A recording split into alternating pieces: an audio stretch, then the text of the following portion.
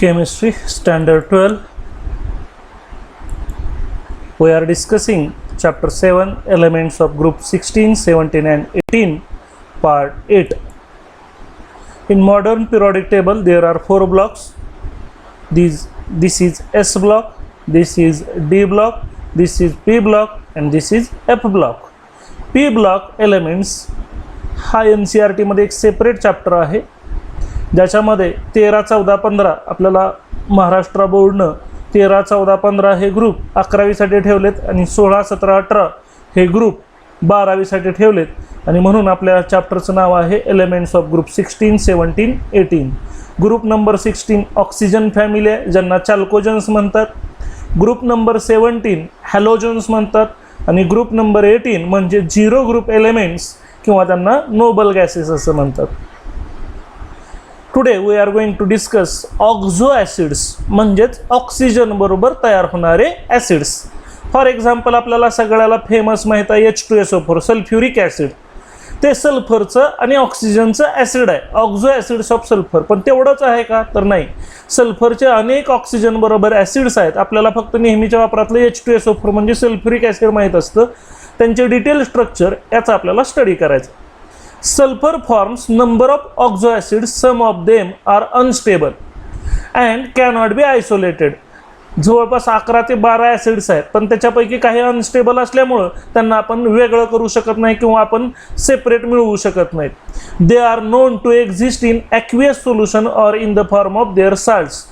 ते कधीच प्युरिफायर रूपात नसतात, ते ॲक्वियस सोल्युशनमध्ये असतात किंवा त्यांचे साल्ट तर तयार झालेले असतात.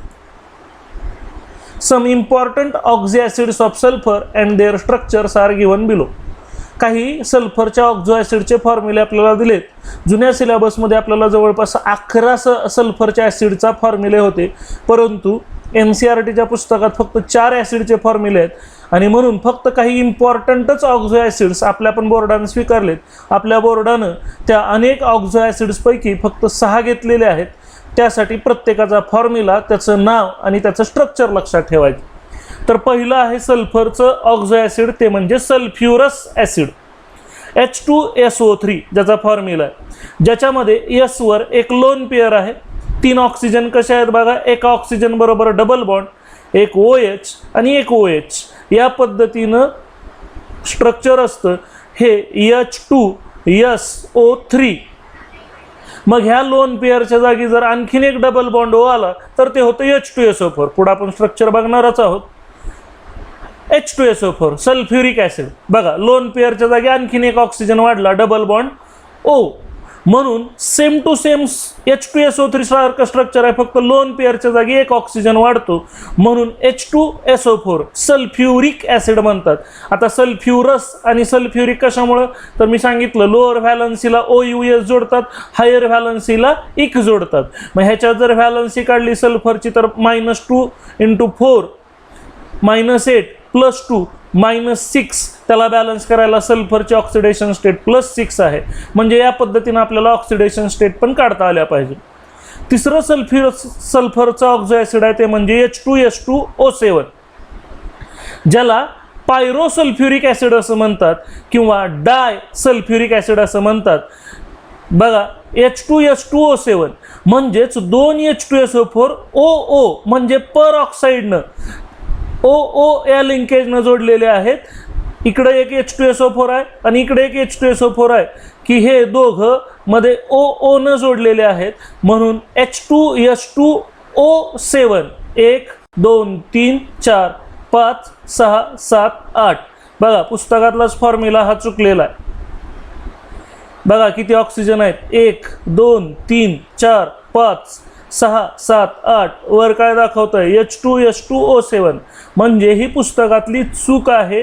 आपण ती परत नंतर दुरुस्त करणार आहोत. फक्त आपल्याला लक्षात आलं पाहिजे की पुस्तकात अशा छोट्या छोट्या चुका आहेत. H2SO7 2 सल्फर आहेत, H2 2 आहेत, पण H2O7 केलंय. हे पर ऑक्सी ग्रुप नसतो, फक्त इथं एक ऑक्सिजन असतो. तर ती चूक आपण परत याच्यामध्ये दुरुस्त करणार आहोत. तर हे आहे पायरोसल्फ्युरिक ॲसिड किंवा डायसल्फ्युरिक ॲसिड.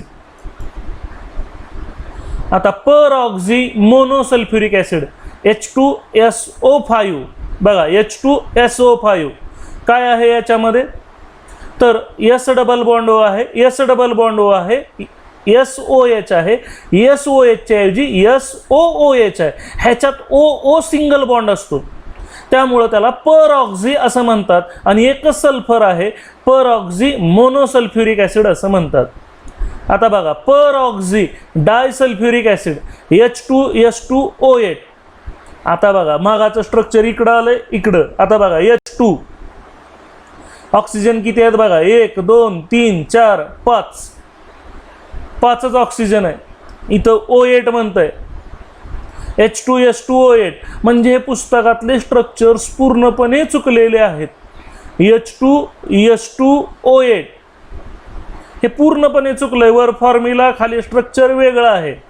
हे पुस्तकातलं जसंच्या तसं कॉपी करून PPT मध्ये घेतलंय. म्हणजे मी हे तुम्हाला परत वेगळ्या पद्धतीनं सांगणार आहे किंवा इतर बुकचा रेफरन्स घेऊन सांगणार आहे. पण पुस्तकातले स्ट्रक्चर्स कसे चुकलेत घाई गडबडीत पुस्तकं आल्यामुळं असं झालेलं आहे. तर हे पर ऑक्झी डायसल्फ्युरिक ॲसिड म्हणून हे नाव दिलंय तर ते पण स्ट्रक्चर चुकलेलं आहे. थायोसल्फ्युरिक ॲसिड H2S2O3 बघा H2S2O3 ह्याच्यात S डबल बॉन्ड S आहे. आतापर्यंत कुठे दिसला नव्हता म्हणून S डबल बॉन्ड S असला की त्याला थायो असं म्हणतात. Thiosulphuric acid H2S2O3. आता सल्फरच्या ऑक्झो ॲसिड्स नंतर oxo acids of halogens. Halogens from several oxo acids. Halogens from several oxo acids. Oxo acids of halogens बघा जेनेरिक नेम. फ्लोरीनचे ऑक्झो ॲसिड्स घेणार आहेत, क्लोरीनचे, ब्रोमीनचे आणि आयोडीनचे. Fluorine, chlorine, bromine, iodine. त्याच्या ऑक्सिडेशन स्टेट आपल्याला माहिती आहे. हॅलोजन स्टेट कोणकोणत्या ऑक्सिडेशन स्टेट दाखवतात +1 +3 +5 +7 ऑड नंबर लक्षात ठेवायचे. ज्यावेळेस +1 ऑक्सिडेशन स्टेट असते त्यावेळेस एकच हॅलोजन असतो आणि एकच ऑक्सिजन असतो. HOF, HOCl, HOBr, HOI ह्याच्यात सगळ्यात हॅलोजनचे ऑक्सिडेशन स्टेट +1 आहे. ज्यावेळेस हॅलोजनचे ऑक्सिडेशन स्टेट +1 असेल आणि एकच ऑक्सिजन असेल त्याला म्हणायचं हायपोहॅलस ॲसिड. त्यानुसार ह्याचं नाव तयार होईल हायपोफ्लोरस ॲसिड, हायपोक्लोरस ॲसिड, हायपोब्रोमस ॲसिड, हायपोआयोडस ॲसिड. चारीच्या चारी रूपात आहे तो. फ्लोरीनचं पण तयार होतंय, क्लोरीनचं पण तयार होतंय, ब्रोमीनचं पण तयार होतंय, आयोडीनचं पण तयार होतं. ज्याच्यात +3 ऑक्सिडेशन स्टेट असते म्हणजे हायड्रोजन, हॅलोजन आणि 2 ऑक्सिजन त्याला हॅलस ॲसिड असं म्हणतात. ह्या जेनेरिक नावावरनं आपण यांचे नावं तयार करू शकतो.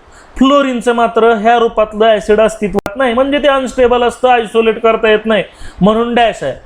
क्लोरीनचं मात्र सगळीकडे सगळ्या प्रकारचे ॲसिड्स अवेलेबल आहेत क्लोरीनचे म्हणून ह्याचं नाव हायपोक्लोरस ॲसिड. आता ह्याचं नाव काय होईल तर ह्याचं नाव होईल क्लोरस ॲसिड. हॅलस आहे म्हणून क्लोरस म्हणून याचं नाव झालं क्लोरस ॲसिड.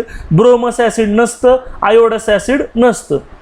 आता हॅलिक ॲसिड +5 ऑक्सिडेशन स्टेटला म्हणतात हॅलिक ॲसिड. ज्याच्यामध्ये हायड्रोजन असतो, हॅलोजन असतो आणि 4 ऑक्सिजन असतात टोटल HXO4. मग हॅलिक ॲसिड फ्लोरीनचं असं ॲसिड नसतं पण क्लोरीनचं असतं. मग HClO3 म्हणजेच HOClO2 बघा एक एक ऑक्सिजन वाढवत गेले. HOCl, HOClO, HOClO2, HOClO3 म्हणजेच हे HClO3 आहे. मग ह्याचं नाव काय तयार होईल तर क्लोरिक ॲसिड. हॅलिकवरनं क्लोरिक ॲसिड तयार होईल. ह्याचं नाव असेल HBrO3 3 ऑक्सिजन आहेत म्हणून ह्याचं नाव तयार होईल ब्रोमिक ॲसिड. ब्रोमिक ॲसिड आणि ह्याचा फॉर्म्युला तयार होईल HiO3. ह्याला म्हणतात iodic acid. HiO3 iodic acid म्हणजेच +5 ऑक्सिडेशन स्टेट असणारा हॅलिक वापरतात म्हणून chloric acid, bromic acid, iodic acid. आता पर हॅलिक ॲसिड कधी म्हणतात HXO4 टोटल 4 ऑक्सिजन, एक हायड्रोजन, एक हॅलोजन आणि +7 ऑक्सिडेशन स्टेट असेल. फ्लोरीनचं मात्र नसतं, क्लोरीनचं असतं तर त्याचं नाव तयार होईल पर क्लोरिक ॲसिड म्हणून HClO4 टोटल फॉर्म्युला तयार झाला मॉलिक्युलर फॉर्म्युला. त्याचं नाव तयार होईल पर हॅलिकवरनं perchloric, perbromic, periodic HOBrO3 perbromic acid. Perbromic acid आणि याचं नाव तयार होईल periodic acid. Only 4 oxo acids have been isolated in pure form. आता आपण तक्त्यात जेवढे शिकलो त्याच्यातले फक्त 4 ऑक्झो ऍसिड्स आपल्याला वेगळे करता येतात प्युअर फॉर्म मध्ये. ते म्हणजे हायपोफ्लोरस ऍसिड HOF, दुसरं पर क्लोरिक ऍसिड म्हणजे HClO4, तिसरं आयोडिक ऍसिड म्हणजे HiO3 आणि चौथं जे त्या चार्टमध्ये नाही त्याचा मेटाफॉर्म आहे म्हणजे पॉलिमर असल्यासारखं. तर मेटापर आयोडिक ऍसिड H2IO6 एवढेच 4 ऑक्झो ऍसिड्स आपल्याला आयसोलेट म्हणजे वेगळे करता येतात. बाकीचे कुठं तर जोडले गेलेले असतात, काहीतरी झालेलं असतं किंवा साल्टच्या स्वरूपात तर असतात, पण फक्त हे 4 ऍसिड आपल्याला सुट्टे करता येतात प्युअर स्टेटमध्ये. द अदर्स आर स्टेबल, बाकीचे जे आहेत ते सगळे only in aqueous solutions or in the form of their salts. बाकीचे कधीच प्युअर फॉर्ममध्ये काढता येत नाहीत, कारण ते एकतर ॲक्वियस सोल्युशनमध्ये असतात म्हणजे पाण्यामध्ये आढळतात किंवा ते साल्टच्या स्वरूपात आढळतात. The acid strength of halogen oxy acids increases with the increasing oxidation state of halogen. ही जी ॲसिड स्ट्रेंथ आहे त्या हॅलोजन ऑक्सी ॲसिडची कधी वाढते तर increasing oxidation state of halogen, म्हणजेच हॅलोजनची ऑक्सिडेशन स्टेट वाढली की ॲसिड स्ट्रेंथ वाढते. फॉर एक्झाम्पल आता आपण मागच्या याच्यामध्ये बघूया.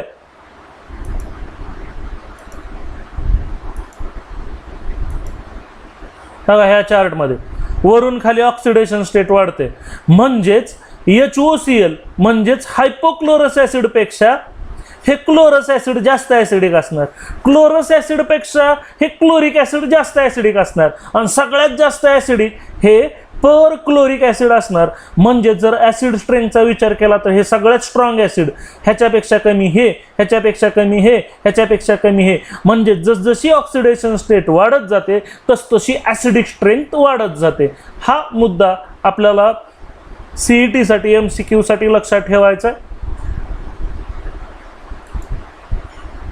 फॉर एक्झाम्पल एक उदाहरण म्हणून दिलंय त्यांनी HClO म्हणजे हे पहिलं ॲसिड HOCl, ते वीक ॲसिड आहे ज्याचा K आहे, K वरनं कळतं ॲसिडची स्ट्रेंथ.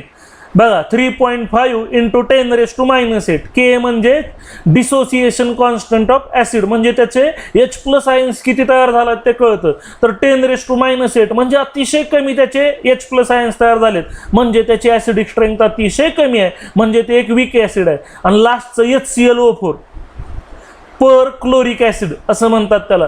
तर ते पर क्लोरिक ॲसिडचा K हा 1 पेक्षा जास्त आहे, म्हणजे ह्याच्या कितीतरी पटीनं जास्त आहे. म्हणजे 10⁻⁸ म्हणजे हा अतिशय छोटा आहे आणि ह्याचा K मात्र 1 पेक्षा मोठा आहे, म्हणजे हे लास्ट HClO4 अतिशय स्ट्रॉंग ॲसिड आहे, कारण ह्याच्यात क्लोरीनची ऑक्सिडेशन स्टेट +1 आहे आणि ह्याच्यात क्लोरीनची ऑक्सिडेशन स्टेट +7 आहे. म्हणून ऑक्सिडेशन स्टेट वाढलं की ॲसिडची पॉवर वाढते, म्हणून ह्याचा K वरनं सुद्धा लक्षात येतं हे अतिशय वीक ॲसिड आहे आणि ह्याचा K 1 पेक्षा मोठा आहे, म्हणजे HClO4 अतिशय स्ट्रॉंग ॲसिड आहे. मग जे क्लोरीनचे ॲसिड्स आहेत त्यांचे स्ट्रक्चर दिलेत, साधे सोपे आहेत.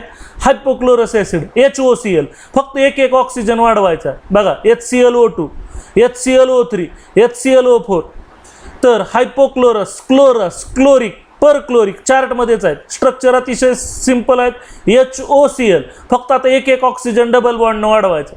HOCl double bond O, HOCl double bond O, double bond O, म्हणजे 2 ऑक्सिजन आले क्लोरीनला. आणि खाली 3 HOClO3, HOClO3. या पद्धतीनं एक ऑक्सिजन डबल बॉन्डनं वाढवला की आपल्याला सगळ्या क्लोरीनच्या ऑक्सो ॲसिडचे स्ट्रक्चर्स काढता येतात.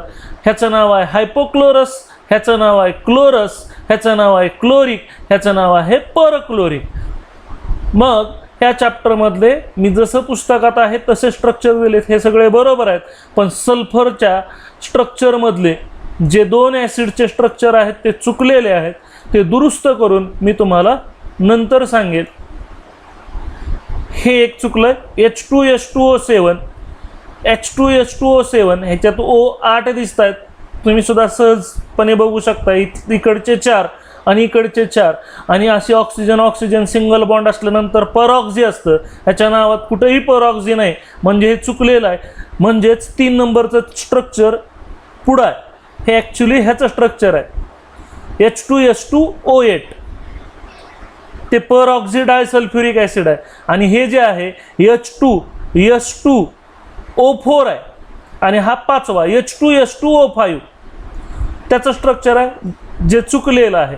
त्यामुळं बाकीचे स्ट्रक्चर्स बरोबर आहेत पण हे दोन स्ट्रक्चर चुकलेले आहेत ते दुरुस्त करून नंतर सोमवारच्या तासाला पूर्णपणे हे स्ट्रक्चर्स आठवायचे कसे, रिमेंबर कसे करायचे त्याच्याविषयी आपलं लेक्चर असेल. थँक्यू.